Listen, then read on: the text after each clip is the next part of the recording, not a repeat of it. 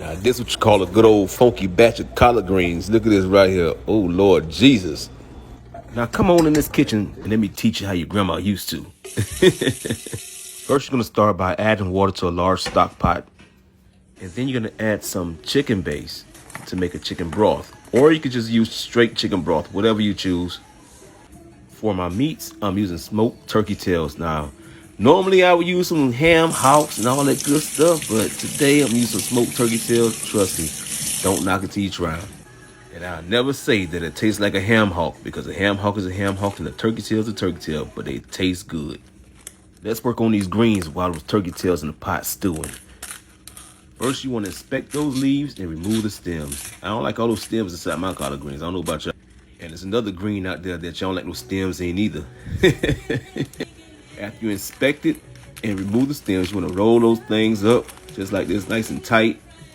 And I don't know where people get the idea to tearing their greens up. I like to chop mine like this, like a nice chiffonade. Just like this was the way my dad, my grandma, my mom, everybody showed me how to cut collard greens. We did them just like this. Nice and thin, thin to win. If for some reason when they cut like this, they taste better. I don't know, maybe it's a mind trick or something. But this is how you want them, just like this, nice thin ribbons. And yeah, I know about 1,000 y'all about to have a dang on fit that I wash my collard greens in my sink. But I know how I clean my sink and I know how I sanitize my sink. And I'm gonna wash and clean my greens 5 times the way my grandma, my mama showed me how to do it. You wash them greens until your water run clean. And if you know you're not a clean person, please don't be cooking for nobody, because that's just nasty. I'm just saying. Now, after you wash and rinse your collard greens at least 5 times, I do at least 5 times before I sit there and add them collard greens into my pot. So you want to make sure your stock reduces down at least halfway or a quarter of the way from where you started from. They at least know that your meat is starting to get tender and start to pull away from the bone. Now let's season our greens. First, I'm going to use some collard green seasoning that I never used before, but I'm going to try it out. Next, I'm going to add some onion powder. And then I'm going to add some pepper sauce. So you can use this instead of vinegar. This adds more flavor to me. And then add 3 peppers. It adds a lot of flavor, trust me.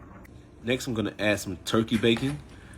I like to cut it in thin strips and then pan sear it or fry it inside of some oil, because collard greens need some oil. I don't know if y'all know this, but if y'all collard greens ain't shiny, y'all collard greens ain't hitting.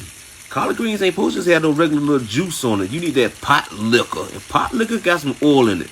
I don't know what y'all been told or who told y'all wrong, but the things my grandma and my mama told me, you need to have some grease inside of them collard greens.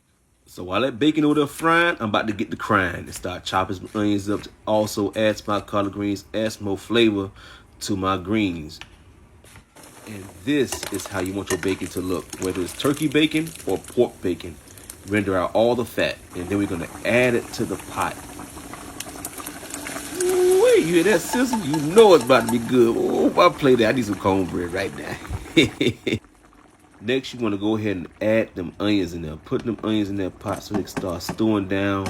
Let them meld in, get nice and tender with them collard greens so they can come cohesively together. Now, if you want to, you can add a little chopped garlic. And instead of those little green peppers that I showed you guys earlier inside the video, you guys can use some crushed red peppers as well if you cannot find those little peppers to add a little heat to your collard greens. Trust me, you need that little heat to add some flavor. Ooh, Lord, look at these goddamn collard greens right here. And if they ain't shiny like this, I don't want them. I don't want them.